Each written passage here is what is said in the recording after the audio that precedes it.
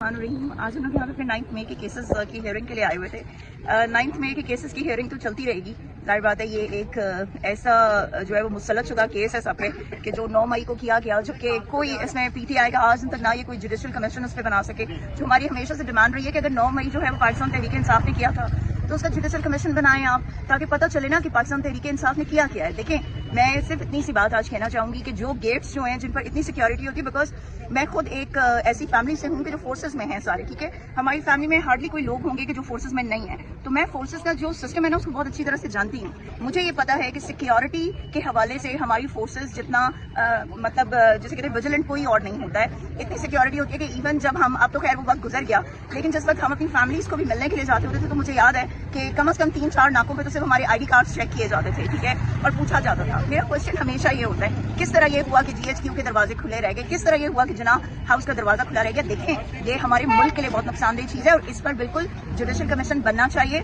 इस पर इंक्वायरी होनी चाहिए और ये किसकी नेग्लिजेंस है इस चीज को साबित करना चाहिए। क्योंकि इस तरह से अगर हम गेट्स खुले छोड़े रखेंगे तो हमारे मुल्क की सिक्योरिटी का क्या होगा, क्योंकि हमारा मुल्क दुश्मनों से घिरा हुआ है। इस चीज को हमें अंडरस्टैंड करना चाहिए। सो जुडिशल कमीशन जो है हमारी डिमांड है। दूसरी बात यह है कि सबसे बड़ा जो इशू इस वक्त है वो है इमरान खान साहब का इलाज। देखिए, इमरान खान साहब इस मुल्क के वजीर आजम रहे हैं, साबिक वजीर आजम है। साबिक वजीर आजम वो ना भी होते तब भी वो पाकिस्तान तहरीक इंसाफ जो पाकिस्तान की सबसे बड़ी जमात है उसके वो लीडर हैं।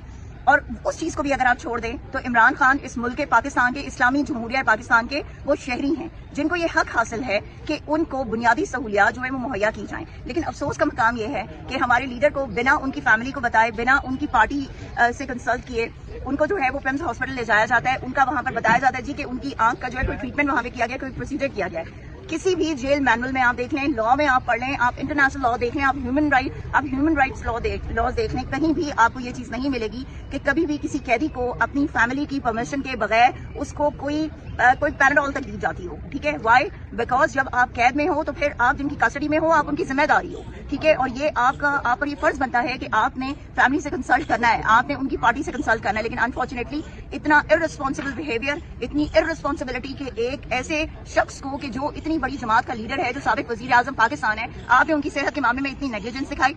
ये जो गफूर अंजुम साहब हैं, उनको इमरान खान साहब बार बार कहते रहे पिछले 3 महीनों में, उनको ये बार बार वो कहते रहे कि मुझे आंख में प्रॉब्लम हो रही है, मुझे नहीं दिखाई दे रहा, लेकिन ये उनकी नेग्लिजेंस थी, ठीक है। वो कंपाउंडर्स होते हैं वहाँ पे, हम खुद जेल में रह के आए हुए, हमें अंदाजा है कि वहाँ पे कितने कॉम्पिटेंट डॉक्टर्स हैं, वो हम जानते हैं बहुत अच्छी तरह से। जिनको अली बे का पता नहीं होता उनको वहाँ पे बैठा लेते हैं और वो इलाज कर रहे होते हैं। वहाँ पे लोग खुद एक दूसरे को दवाइयाँ दे रहे होते हैं। देखें, जब तक आप इंसाफ नहीं करेंगे ना तब तक आप ये कहें कि कौम आप पर एतमाद करेगी या कौम चुप करके बैठ जाएगी, ऐसा नहीं हो सकता।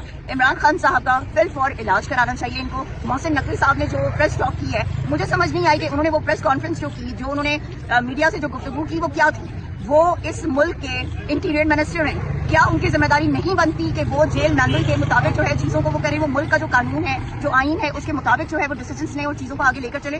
तो इन सबको इन्होंने ये जो ड्रामा खेला है ना, ये याद रखें कि कौम इतनी बादशाह हो चुकी है कि ये कौम अब इनके किसी ड्रामे में नहीं आएगी, इनकी किसी भी गलत बात को जो है वो किसी तरह से भी ना वो मानेगी ना वो सपोर्ट करेगी। सो खान साहब का इलाज जो है वो सबसे इम्पोर्टेंट है।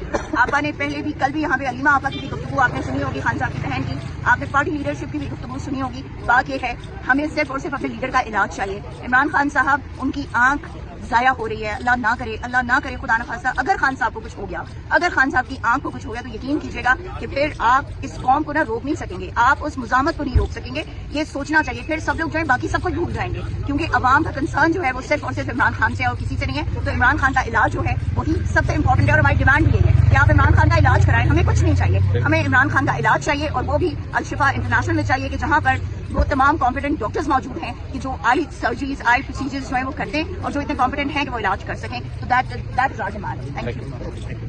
अलीमा आपा ने जो ऑफर की है वो तो मैंने पहले भी जिक्र किया है कि कल उन्हें एक ऑफर की है। अगर आपको उस चीज से तकलीफ है तो आपा ने आपको ऑफर कर दी है कि हम वो नाम नहीं लेंगे, लेकिन हमारे खान का इलाज कराएं, हमारे लीडर का इलाज कराएं। वो शख्स इस मुल्क के लिए बहुत इंपॉर्टेंट है, वो शख्स उम्मत मुस्लिमा का लीडर है। आप ये देखिए कि उस एक शख्स के लिए किस तरह पूरी दुनिया में इस वक्त आवाज उठाई जा रही है। उनके तमाम क्रिकेट के जो साथी थे, उसके बाद जो ग्लोबली जो है इस वक्त पूरे इंटरनेशनल उस पर सिर्फ और सिर्फ इमरान खान की बात हो रही है। तो ये हमारे मुल्क के लिए शर्म की बात है कि अगर हमारा मुल्क इस बात को नहीं समझ पा रहा, अगर हमारी रियासत इस बात को नहीं समझ पा रही कि इमरान खान की कितनी इंपॉर्टेंस है। یہ بتائیں کہ یہ جو فورس کہہ رہے ہیں بنانا کہہ رہے ہیں اور شہر سے بھی لیڈ کرے گا، یہ فورس بنے گی؟ کیوں نہیں بنے گی جی، بالکل بنے گی. جب ہمارے وزیر اعلیٰ نے یہ بات کہی ہے تو بالکل ہوگا. ہمارے پاس کام کیسے بھائی، کیونکہ بات یہ ہے کہ جس ٹائم جو فورس کی بات آپ کر رہے ہیں، جب ہمارے وزیر اعلیٰ نے ایک اعلان کیا ہے، ہم اپنے وزیر اعلیٰ کے ساتھ ہیں. ہم اپنے وزیر اعلیٰ پہ بھروسہ کرتے ہیں اور سہیل آفریدی انشاءاللہ تعالیٰ جو بھی وہ اسٹیپ لیں گے عمران خان کی رہائی کے لیے، ہم سب عمران خان کی رہائی کے لیے سہیل آفریدی کے ساتھ ہیں، کیونکہ سہیل آفریدی کو عمران خان PTI کا کوئی کینڈیڈیٹ کوئی ٹکٹ ہولڈر ملتا نہیں ہے، فورس کہاں بنے گی، اس کا دفتر کدھر ہوگا، کس طرح یہ رابطہ ہوگا؟